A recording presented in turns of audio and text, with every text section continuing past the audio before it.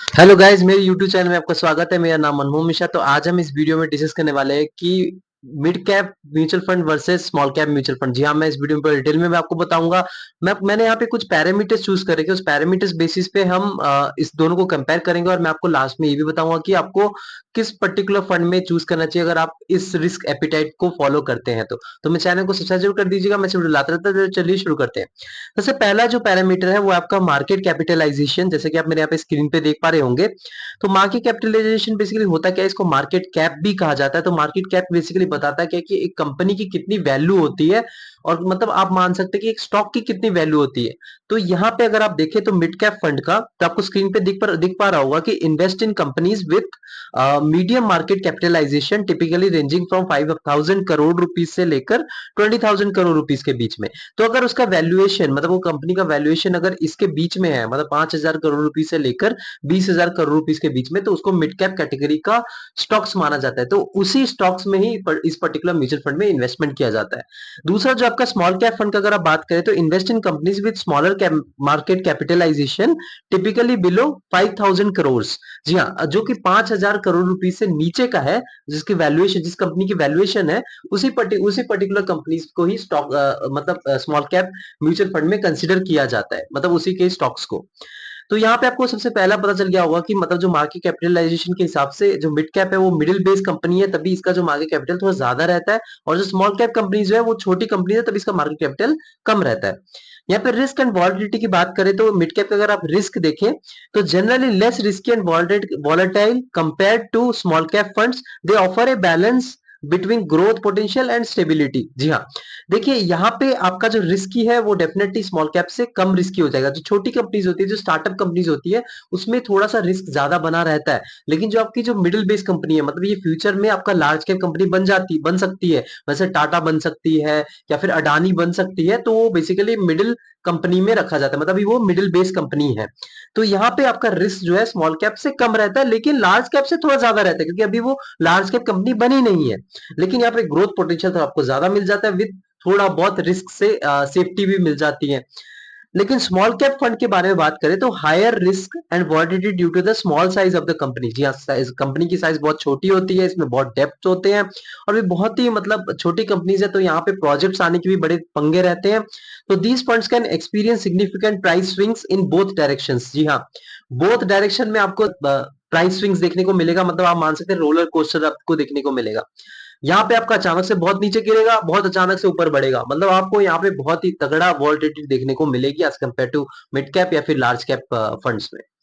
Number 3 में हो गया आपका ग्रोथ पोटेंशियल। जी हाँ, ग्रोथ की बात करें तो मिड कैप फंड्स में mid cap companies have the potential for higher growth than large cap, but are usually more established and stable than small caps.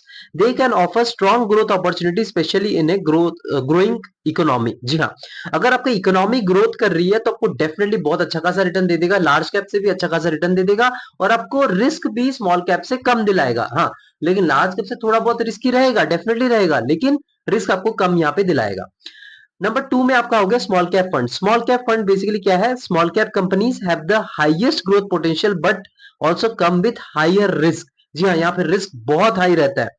They are more likely to be emerging business with significant upside if they succeed, but can also be more vulnerable to economic downturns. जी हाँ, अगर आपका economic नीचे जाएगा तो ये बड़ी तेजी से नीचे जाएगा, लेकिन अगर आपका इकोनॉमिक ऊपर जा रहा है तो आपको यहाँ पे रिटर्न जो है वो बहुत ही मैसिव मिलेगा, क्योंकि इनके पास पोटेंशियल बहुत हाई रहता है। अगर आपकी स्मॉल कैप फंड जो आपने चूज कर रखा है, और वो जो स्मॉल कैप कंपनी उसके अंदर है, और देखा जाए उनमें ग्रोथ हो रही है, तो बहुत तेजी से होगी, आपको बहुत अच्छा खासा रिटर्न दिलवा देगी।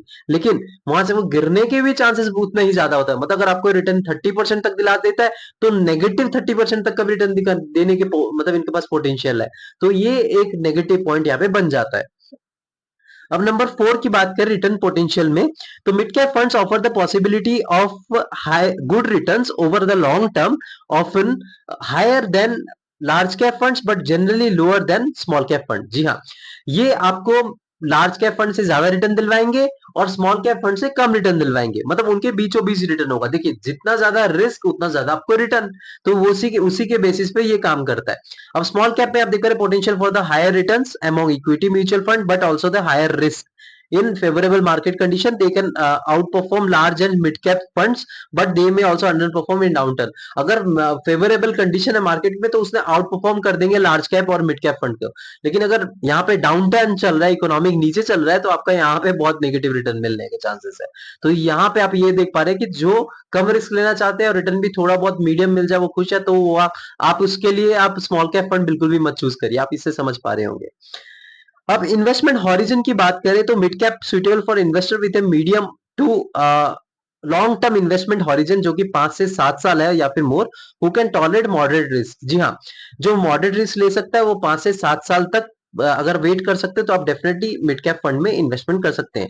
और स्मॉल कैप में अगर आप इन्वेस्टमेंट करते हैं तो आपका जो रेंज होना चाहिए 7 to 10 ईयर्स। जी हाँ, 7 to 10 ईयर्स के बीच में अगर आपका रेंज है, मतलब आप इतने टाइम तक वेट कर सकते हैं, कोई इसमें बीच में आपको पैसा नहीं चाहिए, तो डेफिनेटली आप इसमें इन्वेस्टमेंट कर सकते हैं, आपको एक ठीक ठाक सा रिटर्न मिल जाता है। लेकिन सारा का सारा अपना 100% पोर्टफोलियो स्मॉल कैप फंड में मत लगाइए। अगर आप ज्यादा रिस्क टेकर है तो मैक्सिमम टू मैक्सिमम 40% अपना पोर्टफोलियो स्मॉल कैप फंड में इन्वेस्टमेंट कर सकते हैं। और पोर्टफोलियो डाइवर्सिफिकेशन की बात करें तो मिड कैप फंड्स में these funds are often more diversified across industries and sectors which can help mitigate some risk. जी हाँ, यहाँ पे अच्छा खासा डाइवर्सिफिकेशन आपको मिल जाता है। स्मॉल कैप फंड में जो डाइवर्सिफिकेशन रिस्क तो कम करता ही है, तो वो आपको पता ही है। और स्मॉल कैप फंड की बात करें, typically less diversified as they focus on smaller companies which can make them more sensitive to industry specific risk. जी हाँ, यहाँ पे आपका जो इंडस्ट्री स्पेसिफिक रिस्क बढ़ जाता है। और ये लेस डाइवर्सिफाइड है तो क्योंकि फोकस करते हैं स्मॉल कंपनीज में, मतलब जो छोटी कंपनी जिसकी स्टॉक वैल्यू बहुत कम है, तो यहाँ पे आपका थोड़ा ऑप्शंस कम हो जाते हैं, थोड़ा बहुत आपको स्ट्रेस भी रहता है। मतलब चीजें क्या है कि इकोनॉमिक अगर ऊपर जाती है तभी ऊपर जाता है, बहुत अच्छा खासा रिटर्न दे पाता है, वरना प्रॉब्लम आती है। और एक इंडस्ट्री स्पेसिफिक भी रहता है, मतलब जैसे आपने सेक्टरल कोई पर्टिकुलर चूज करा है, वो पर्टिकुलर सेक्टर पे काम कर रहा है। मतलब मान लीजिए आपने आईटी सेक्टर का एक पर्टिकुलर फंड को चूज करा, अगर वो आईटी सेक्टर नीचे जाता है तो वो बड़ी तेजी से नीचे जाता है, भले ही मार्केट दूसरे जो सेक्टर है वो ऊपर जाए। तो ये भी एक पंगा हो जाता है अगर आप इस स्मॉल कैप कैटेगरी फंड को चूज करते हैं। अब नंबर 7 में होता है सुइटेबल की बात करें तो देखिए, मिड कैप में investor seeking A balance between growth and risk with a long term outlook, तो आप तभी मिड कैप फंड में इन्वेस्टमेंट करें। मतलब आप रिस्क और ग्रोथ को दोनों को बैलेंस चाहिए, मतलब आपको मीडियम रिस्क चाहिए और मीडियम ग्रोथ चाहिए, तो आप मिड कैप फंड चूज कर सकते हैं। लेकिन स्मॉल कैप फंड में aggressive investors looking for higher growth potential willing to accept significant volatility and risk for the possibility of higher returns. अगर आप वॉलेटिलिटी से फेस कर सकते हैं, आप लॉस भी झेल सकते हैं, आप शॉर्ट टर्म के लिए मतलब सोचते हैं कि यार चाहे कुछ भी हो जाए मुझे पैसे निकालने नहीं, मुझे पड़े रहने दो, मैं लॉन्ग टर्म के लिए वेट कर रहा हूँ, बहुत टाइम तक आप वेट कर सकते हैं, 10 साल तक, जैसे मैंने बताया 7 से 10 साल, तो डेफिनेटली आप स्मॉल कैप फंड की तरफ इन्वेस्टमेंट कर सकते हैं। लेकिन सारा पोर्टफोलियो अपना स्मॉल कैप से मत भर दीजिए। इसका मतलब आप सोच रहे हैं कि यार मैं 10 साल तक तो वेट कर सकता हूँ, मैं स्मॉल कैप सारे ले लेता हूँ, मुझे अच्छा खासा रिटर्न मिल जाएगा। ऐसा मत सोचिए, थोड़ा बहुत इसमें पंगे रहते हैं, इसीलिए आप सोच समझ के इन्वेस्टमेंट करिएगा। कंक्लूजन की बात करें तो मिड कैप फंड में for ideal for those who want to mix of growth potential and relatively lower risk compared to small cap fund.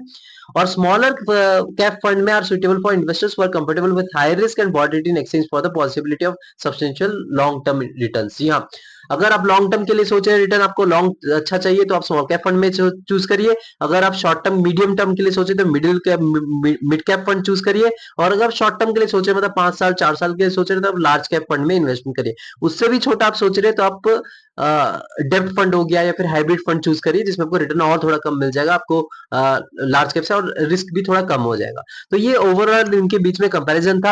आप कमेंट में बताइए कैसा था, और आप किस में इन्वेस्टमेंट करने वाले हैं ये भी बताइए। तो मेरे चैनल को सब्सक्राइब कर दीजिएगा, मैं वीडियो लाता रहता हूँ। Thank you.